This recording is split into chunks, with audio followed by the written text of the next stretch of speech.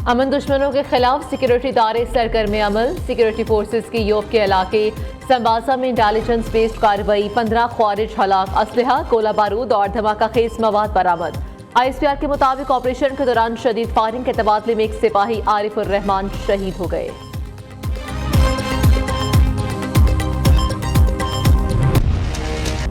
Lieutenant general retired Faiz Hamid को बाज़ाब्ता chargesheet कर दिया गया। ISPR के मुताबिक lieutenant general retired Faiz Hamid पर लगे चार्जेस में सियासी सरगर्मियों में मुलविस होना, ऑफिशियल सीक्रेट एक्ट की खिलाफ वर्जियां करते हुए रियासत के तहफ़्फ़ुज़ और मफाद को नुकसान पहुँचाना, इख्तियारात और सरकारी वसाइल का गलत इस्तेमाल और अफराद को नाजायज़ नुकसान पहुँचाना शामिल है। कोर्ट मार्शल के दौरान मुल्क में इंतशार और बदअमनी से मुतालिक पुरतशद्दुद वाक़यात में lieutenant general Faiz Hamid retired के मुलविस होने से मुतालिक अलहदा तफ्तीश भी की जा रही है।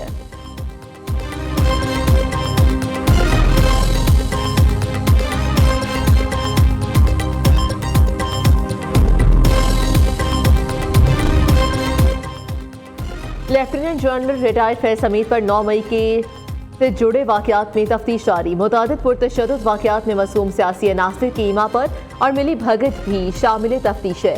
ISPR के मुताबिक फील्ड जर्नल कोर्ट मार्शल के अमल के दौरान lieutenant general Faiz Hamid retired को कानून के मुताबिक तमाम कानूनी हुकूक फराहम किए जा रहे हैं।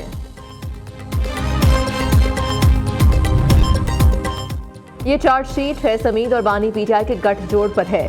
9 मई सोची समझी साजिश थी, जबरदस्त किस्म का एहतसाब हुआ है। पाकिस्तान की सियासी तारीख में ये अहम पेशरफ्त है।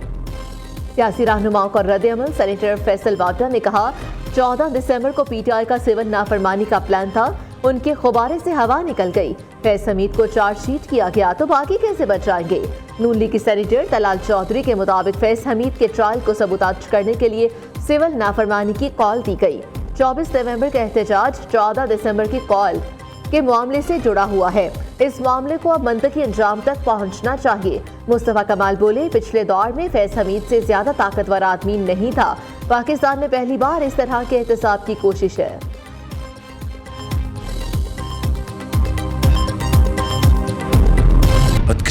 सिविल नाफरमानी की कॉल देना पाकिस्तान से बड़ी दुश्मनी है। इस्लामाबाद पर चढ़ाई करने वाले जत्थे में से किसी को नहीं छोड़ेंगे। कोई कसूरवार बच नहीं सकता। किसी बेगुनाह से ज्यादती नहीं की जाएगी। तरक्की और खुशहाली के लिए सियासी इस्तेहकाम नागुज़ीर है। इस्लामाबाद पर चढ़ाई की नापाक कोशिश की गई, कानून को हाथ में लिया गया। वज़ीर आज़म शहबाज शरीफ का काबीना इजलास में इज़हार ख्याल, कहा शाम में फंसे हुए पाकिस्तानियों के लिए फिक्रमंद है। लबनानी वज़ीर आज़म ने पाकिस्तानियों के इनखला में हर मुमकिन ताउन का यकीन दिलाया है। पाकिस्तानी ज़ायरीन की बाहिफाजत वापसी के लिए वज़ारत ख़ारजा मुतहरिक है।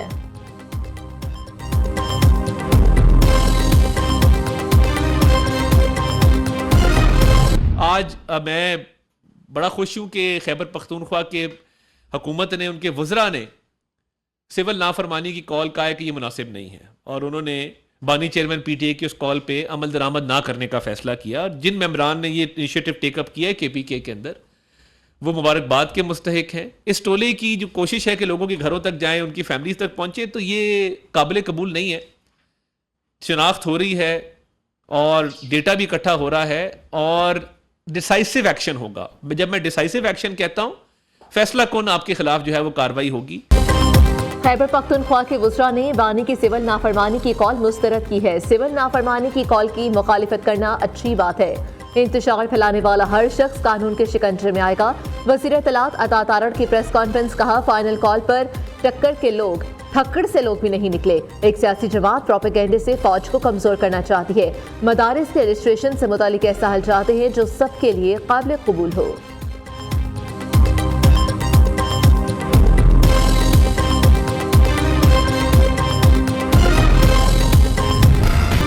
नौ मई की जुडिशल तहकीकात की दरख्वास्त समाअत के लिए मंजूर। सुप्रीम कोर्ट ने बानी PTI की दरख्वास्त मंजूर कर ली। वकील हामिद खान ने दलाइल दिए कि पता तो करा लें कि 9 मई को हुआ क्या था। मुल्क में गैरलानिया मार्शल लॉ लगा हुआ है। एहतजाज करने पर फौज तलब कर ली जाती है। जस्टिस मोहम्मद अली मजहर ने कहा कि फौज तो आर्टिकल 245 के तहत तलब होती है। अगर आप उसे मार्शल लॉ कहते हैं तो फिर आर्टिकल 245 को भी चैलेंज कर दें। जस्टिस मुसर्रत हिलाली ने रिमार्क से कि अगर कमीशन बन भी गया तो सिर्फ जिम्मेदारी ही फिक्स करेगा। जुडिशियल कमीशन रिपोर्ट का फौजदारी मुकदमा पर असर नहीं पड़ेगा। जस्टिस अमीनुद्दीन ने कहा कि केस दोबारा लगने पर आपको उठाए गए सवालात पर हमें मुतमईन करना होगा। सिविलियंस ट्रायल केस में गिरफ्तार मुल्जिमान को आम जेलों में मुंतकिल करने की इस्तदा मुस्तरद। आला अदालत का दरख्वास्त ओपन कोर्ट में लगाने का हुक्म।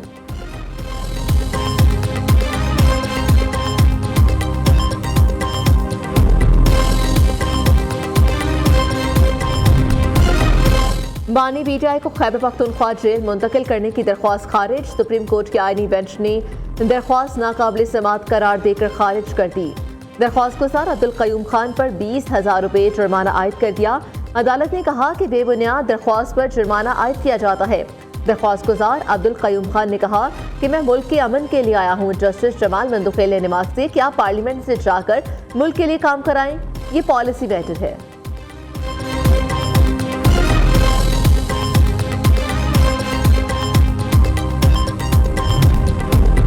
आईनी बेंच में बानी पीटीआई के खिलाफ तौहीन अदालत की दरख्वास्त पर समाअत। एडिशनल अटॉर्नी जनरल ने मौक़िफ़ इख्तियार किया कि 25 मई के लॉन्ग मार्च में अदालती हुक्म की खिलाफ वर्जी की गई। जस्टिस अमीनुद्दीन ने रिमार्क किया कि अगर अदालत ने नोटिस किया तो बानी पीटीआई को यहाँ पेश करना पड़ेगा।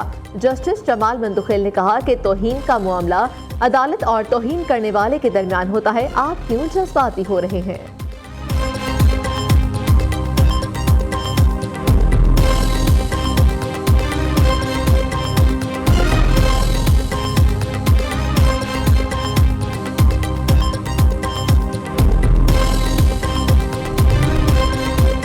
पीटीआई रहनुमाओं असद कैसर और उमर अयूब को गिरफ्तारी का डर। असद कैसर को 3 मुकदमात में 31 दिसंबर तक राहदारी जमानत मिल गई। पेशावर हाई कोर्ट ने रावलपिंडी इस्लामाबाद पुलिस को गिरफ्तारी से रोक दिया।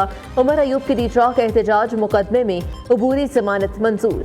असद कैसर ने कहा हुकूमत के खिलाफ मुश्तरका तहरीक चलाने के लिए मौलाना के साथ राब्ते में है। मुज़ाकरात के लिए अभी तक हुकूमत ने कोई राब्ता नहीं किया।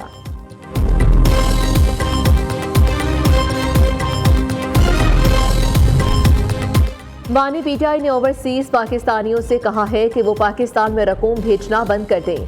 अलीमा खान ने कहा कि बानी पीटीआई ने 9 मई के बाद अब 26 नवंबर का मामला भी मुतालबात में शामिल कर लिया है। मुतालबा किया है कि सुप्रीम कोर्ट के 3 सीनियर जजेस पर जुडिशियल कमीशन कायम किया जाए। सीसीटीवी फुटेजेस के बगैर तहकीकात मुमकिन नहीं। अडयाला जेल में बानी पीटीआई से उनकी तीनों बहनों ने मुलाकात की। कॉन्फ्रेंस में होने वाली मुलाकात 35 मिनट तक जारी रही। वज़ीर आला पंजाब का पाक चीन ताल्लुकात को मजबूत बनाने के लिए इनकलाबी इक़दाम। पाक चीन ताल्लुकात के फ़रोग़ के लिए जुड़वा सूबों और शहरों की तजवीज़ पेश कर दी। वज़ीर आला पंजाब के एहसास में बीजिंग में खसूसी सोहराना कम्युनिस्ट पार्टी ऑफ चाइना के इंटरनेशनल डिपार्टमेंट हुकाम ने वफ़द का पुरतबाक खैर मकदम किया। मरीम नवाज की communist party of China international department की नायब मिनिस्टर मिस सनहाइन और दीगर हुकाम से मुलाकात। दोनों रहनुमाओं का मुख्तलिफ शोबों में 2 तरफा ताल्लुकात को मज़ीद मजबूत बनाने के मुश्तरका अज़म का इयादा। वज़ीर आला पंजाब और कम्युनिस्ट पार्टी के सीनियर रहनुमा लियाओ जियांचर के दरमियान मुलाकात भी हुई। वज़ीर आला ने कम्युनिस्ट पार्टी ऑफ चाइना की दुरंदेश क़यादत को सराहा। कहा पाक चीन ताल्लुकात के फ़रोग़ में कम्युनिस्ट पार्टी ऑफ चाइना का किरदार कलीदी हैसियत रखता है।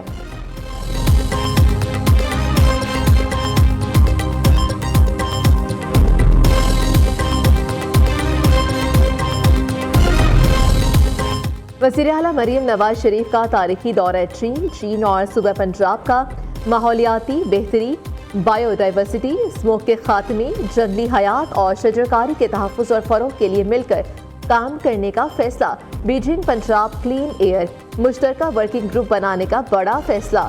सीनियर वज़ीर मरीम औरंगज़ेब पंजाब की नुमाइंदगी करेंगी। चीन के ताउन से पंजाब में advice air quality management system बनाया जाएगा। फैसले के तहत चीन और सूबा पंजाब में माहौलियाती उलूम का तबादला, पॉलिसी कोऑर्डिनेशन, इस्तेदाद में इजाफे, डेटा मॉनिटरिंग और sharing, green urban planning technology का ट्रांसफर मुमकिन हो सकेगा।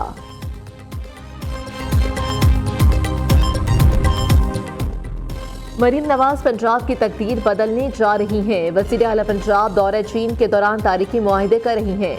वज़ीर इत्तलात पंजाब असमा बुखारी ने कहा कि जिन्होंने इनकलाब लाना था वो अब आपस में गुत्थम गुत्था हो रहे हैं। नंद भावच की लड़ाई ने फितना पार्टी के 5 ग्रुप बना दिए हैं। कौम की मदद से हर फितने को कुचल दिया जाएगा।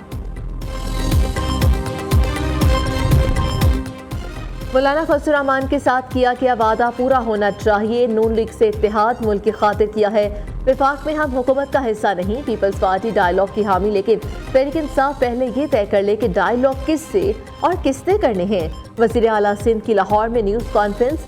मुराद अली शाह की गवर्नर पंजाब सरदार सलीम हैदर और पीपल्स पार्टी पंजाब के रहनुमाओं से मुलाकात।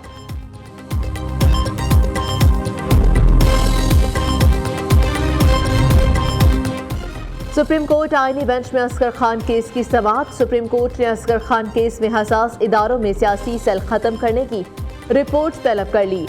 एडिशनल अटॉर्नी जनरल का कहना था कि सियासी सेल तो हसास इदारों में असगर खान केस फैसले के बाद खत्म कर दिए थे। जस्टिस मुसर्रत हिलाली ने रिमार्क्स में कहा कि इसका मतलब है हसास इदारों में सियासी सेल थे।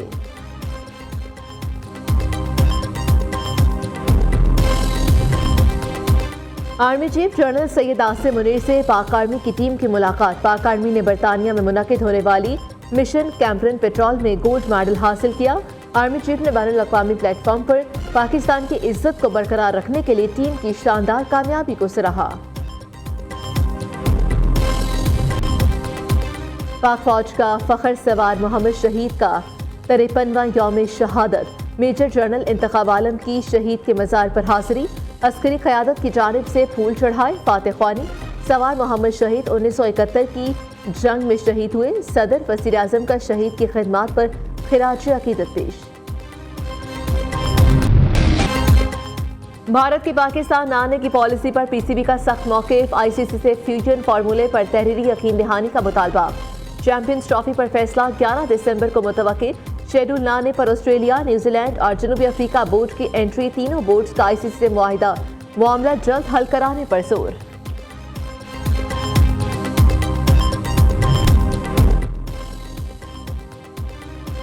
पाकिस्तान और जनूबी अफ्रीका के दरमियान पहला T20 मैच आज खेला जाएगा। पाकिस्तानी वक्त के मुताबिक मैच रात 9 बजे शुरू होगा। कौमी टीम की डरबन में बैटिंग, बॉलिंग और फील्डिंग की प्रैक्टिस। बाबर आजम और शाहीन अफरीदी की टीम में वापसी। पाकिस्तान स्टॉक एक्सचेंज में दिन भर उतार चढ़ाव का सिलसिला जारी रहा। दौराने ट्रेडिंग 100 इंडेक्स 1,11,759 पॉइंट्स की बुलंद सतह पर पहुंचा। इख्तिताम पर 1073 पॉइंट्स की कमी से 1,08,896 पॉइंट्स पर बंद हुआ। मार्केट में 68 अरब 76 करोड़ से ज़ायद मालियत के शेयर्स के सौदे हुए। 105 कंपनीज के शेयर्स की कीमतों में इजाफा, जबकि 329 के शेयर्स में कमी हुई।